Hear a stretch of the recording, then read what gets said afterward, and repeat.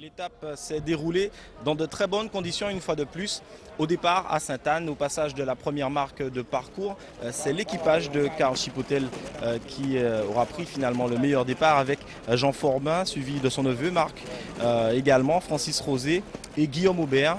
Les canots progressent dans de bonnes conditions, les voiles en ciseaux, le vent vient de l'arrière. Jean Forbin et Karl Chipotel prennent une très légère avance sur le reste de la flotte.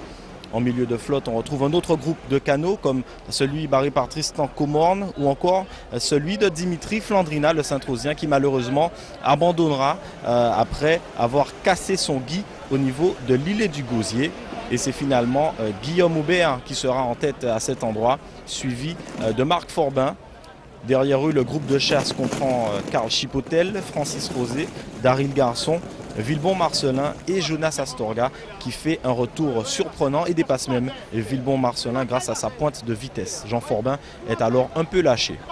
À l'Orissisque, le passage de la bouée se fait toujours dans cet ordre. Guillaume Aubert a conforté son avance. Il est suivi de Marc Forbin, de Francis Rosé et de Daryl Garçon.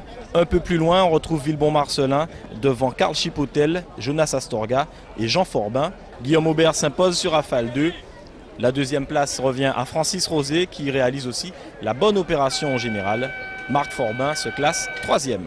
On s'est fait quelques frayeurs sur des surfs, mais on a toujours bien maîtrisé le bateau et on a réussi à remettre droit tout ça et à bien avancer. Hier, on n'a pas fait une bonne manche, donc maintenant c'est de faire du mieux qu'on peut et d'essayer de gagner quelques étapes si c'est possible. Journée très positive, franchement, on avait pris le pari de partir à 5.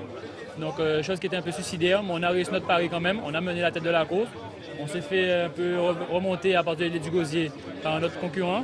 Après, on le rattrape jusqu'à l'arrivée, on se bat jusqu'au bout. On montre qu'on est vraiment motivé, que l'équipage est vraiment là.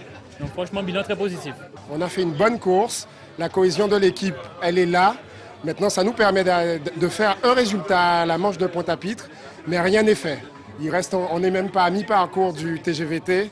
Il y a encore beaucoup à faire, on comptera les points à la fin quand on sera au départ de la dernière manche pour Sainte-Rose. L'étape de demain aura lieu intégralement sur le plan d'eau de Pointe-à-Pitre. Ce sera une régate en l'hommage